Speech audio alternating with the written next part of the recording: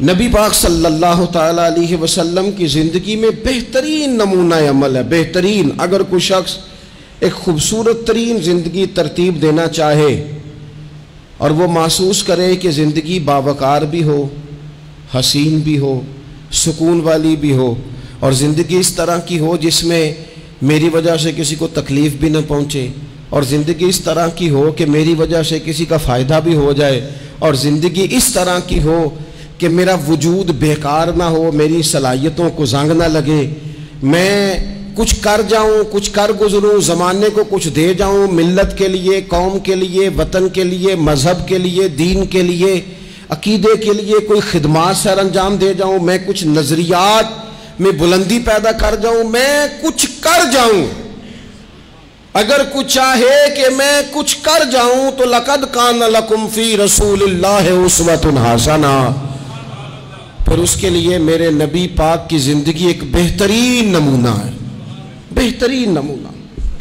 ہم نہ جب کچھ کرنا بھی چاہتے ہیں نا تو تب بھی نہ اس میں پہلے اپنا آرام سائیڈ پہ کر لیتے ہیں، اپنا سکون سائیڈ پہ کر لیتے ہیں، اپنا کھانا پینا، اپنا نفع سائیڈ پہ کر لیتے ہیں، پہلے ساری چیزیں اپنی ذات کی اس میں سے مائنس کر کے پھر ہم کچھ کرنا چاہتے ہیں۔ تو ایسے تو نہیں نہ کچھ ہوتا، نہیں کرنا کچھ نہ پڑے، نام زیادہ ہو، خدمت کوئی بھی نہ ہو، نمبر پہلا ہو، ڈیوٹی کوئی بھی نہ ہو، اجر سب سے زیادہ ہو۔ باتوں کے ساتھ جو لوگ پلاؤ پکاتے ہیں وہ زیادہ بھی گھی ڈالنے تو خرچہ کوئی نہیں آتا، مسالہ جات مہنگے استعمال کریں، باتوں سے جو پلاؤ پکانا ہے۔ اور اگر کسی نے عملاً آنا ہے تو پھر تو میرے بھائی یہ شہادت گاہ الفت میں قدم رکھنا ہے۔ لوگ آسان سمجھتے ہیں مسلمان ہونا۔ آپ تھوڑا سا اس آیہ مقدسہ کا پس منظر سمجھیں گے۔ یہ آیت نازل کب ہوئی؟ یہ آیت نازل ہوئی ہے غزوہ خندق کے موقع پر۔ سارے عرب قبائل جمع ہو کے یک بارگی انہوں نے حملہ کر دیا مدینہ طیبہ پہ، اور زمینی حقائق یہ ہیں، اندر کی صورتحال یہ ہے کہ یہودی جو بڑی دیر سے معاہدہ کیے ہوئے تھے مسلمانوں کے ساتھ، انہوں نے معاہدہ بھی توڑ دیا۔ منافقین مدینہ طیبہ میں جو بڑا اظہار کرتے تھے ظاہری جملوں اور لفظوں کے ساتھ، وہ پیچھے ہو گئے۔ قحط کا زمانہ ہے، معاشی حالات بھی بڑے سخت ہیں۔ اب ان حالات میں سارے کا سارا عرب کفر جو ہے وہ جمع ہو کے آ گیا۔ اب حضور نے ان کے خلاف کھڑے ہونا ہے، صحابہ کو جمع کیا گیا، مشاورت کی گئی، اب کیا کیا جائے۔ حضرت سلمان فارسی رضی اللہ تعالیٰ عنہ نے مشورہ دیا کہ یا رسول اللہ صلی اللہ تعالیٰ علیہ وسلم، ہمارے علاقے میں یوں ہوتا ہے کہ جب اس طرح کا معاملہ ہو تو خندق کھودی جاتی ہے، اس میں آگ جلائی جاتی ہے، اور پھر دشمن سے مقابلہ کیا جاتا ہے۔ اب خندق کھودنی ہے اور اتنی بڑی کھودنی ہے کہ گھوڑا اس کو کراس نہ کر سکے، تو اس کے لیے بھی تو اسباب چاہیے۔ یعنی اندر بھی حالات اس طرح کے نہیں ہیں، جو مدینہ طیبہ کے اندر جو آبادیاں موجود ہیں وہ بھی سارے ظاہری طور پر ساتھ چھوڑ چکے ہیں، اور سامنے جو لوگ آئے ہیں وہ سارے جمع ہو کے یکبارگی آئے۔ اب مقابلہ ہے اور مالی حالات بھی کمزور ہیں۔ حضور نے فرمایا کھودو بھائی خندق۔ کیا غریبوں کے بچے صرف دکھ اٹھائیں گے؟ مسکینوں کے بچے صرف دنیا میں دکھ اٹھائیں گے؟ حضور نے لوگوں کی اس بات کو غلط کیا۔ جس طرح باقی لوگ خندق کھودنے میں مشغول تھے، اللہ کے رسول خود بھی مشغول ہو گئے۔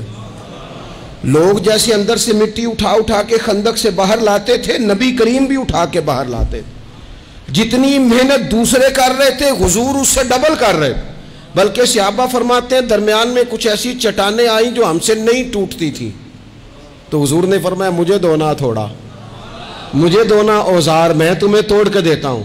حضور نے باقاعدہ عملاً اس میں کام کیا۔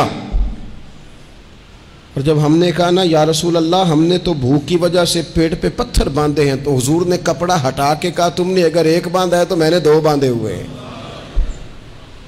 عملاً حضور نے حصہ لیا۔ ایک مہینہ پورا مدینہ طیبہ کا محاصرہ کیے رکھا کافروں نے، اور کڑاکے کی سردی، حالات اور طرح کے، ان سارے حالات میں یوں ڈٹ کے میرے رسول کریم نے مقابلہ کیا۔ یوں ڈٹ کے مقابلہ کیا کہ وہ جو آئے تھے نا مہینہ پورے کے لیے اور سارے جمع ہو کے آئے تھے، نتیجہ یہ نکلا کہ وہ ایک دوسرے کو برا بھلا کہنے لگے. تو غدار ہے، دوسرا قبیلہ کہتا تو غدار ہے، تو نے کہا تھا جیت جائیں گے، تو ہمیں لے کے آیا تھا، تو نے شرارت کی تھی. ایک مہینہ محاصرہ کرنے کے بعد وہ سارے وہاں سے خائب و خاسر ہو کر ذلیل و رسوا ہو کے نکل گئے.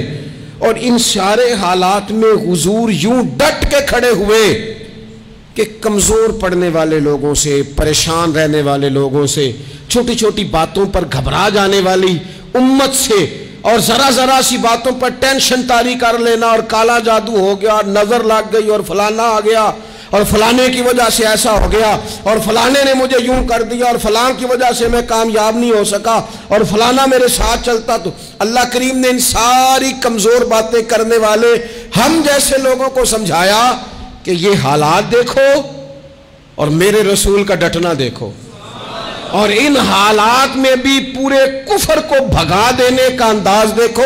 لَقَدْ كَانَ لَكُمْ فِي رَسُولِ اللَّهِ أُسْوَةٌ حَسَنَةٌ، فرمایا تمہارے لیے میرے محبوب کی زندگی میں بہترین نمونہ ہے.